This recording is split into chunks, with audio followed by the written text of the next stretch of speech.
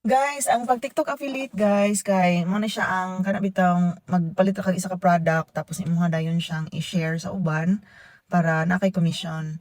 So actually ginagmay gyud ang mga commission kita mapalit mo sa akong link na lang na siya kanang makuha nga depende no kay lain-lain man ay 20, ay 30, ay 14 sa isa ka product.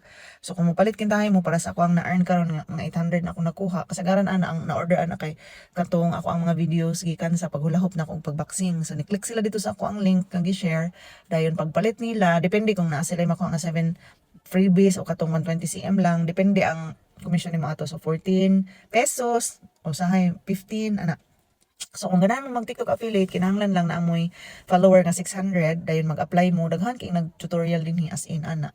Kay na may mga kuan nga kita sa kuha like sa kuha na ay mga kanang dili dili man ako kaila ang nagapamalit pero naapoy kaila na ako nga dili nimo kaila nya kintahay kung paminaw nila mas credible ka nga ay kasaligan ni kay di ni atikon kay nakaila sila sa imuha sa imong pag-share sa product so sa imuha silang link mo palit dili sa kuha mo something ana ba. So dili ta makaingon nga saturated na kasi ko nag-affiliate po etc etc.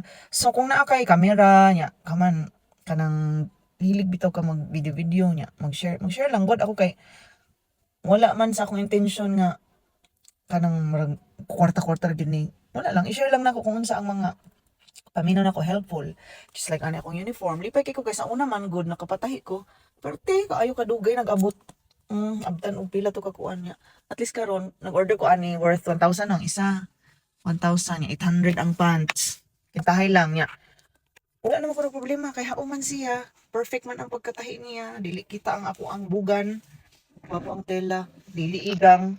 So wala ako nagmahay. So ako nang gina-share na pa din nagpalit sa akong uniform. Thank you kay sa inyong support. Pero murag ang point ba is kanang dindot nga ikaw ang makauna sa product nga i-share nimo. So naka-share na ka nya naka tabang pa ka sa uban nga di na sa maglisod-lisod. Kay nabay paras na ako nga mama nga dili na jud ko mag-ato-ato og mall.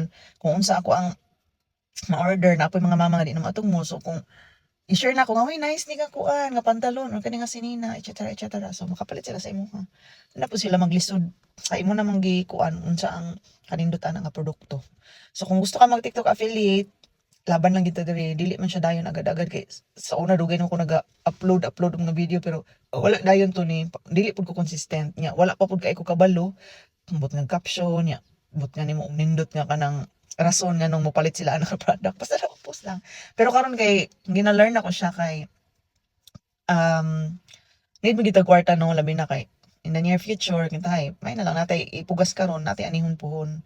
So ako wala jud ko gasalig sa akong bana kay syempre naman siya kaugalingon niya nga mga gastuonon yung family kung gusto niya tabangan ako pud na pud ko'y family lisod pud ko mangayop ako sa iya kung maghatag ko sa ako ang ginikanan so gapaning kamot ko and then for my own wants nya kintay ko na ako need paliton para sa balay sa mga bata dili na siya ana ako na ana siya lang sa mga bills namo sa mga tubig kuryente pagkaon sa the rest sa uban nga mga gusto-gusto na ako palito namo para sa nang mga kaldero mga set sa kuan kusina mga ingon ana ako pod pero na-learn ako karon nga dili no importante ang mga butang mag-ipon-ipon jud dapat ipon kay pwede ka maglaag ma-travel ni imong mga anak sa kuan if God willing dai no makatabang ka sa ministry daghan kaayo karon og mga ministry nga nagkinahanglan po sila og support financially.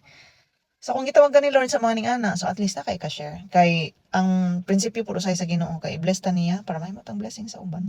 Ora to. Di ba tayo bless kung tapulan tayo, wala tayo kugi-kugi, wala tayo gihimo, di ba?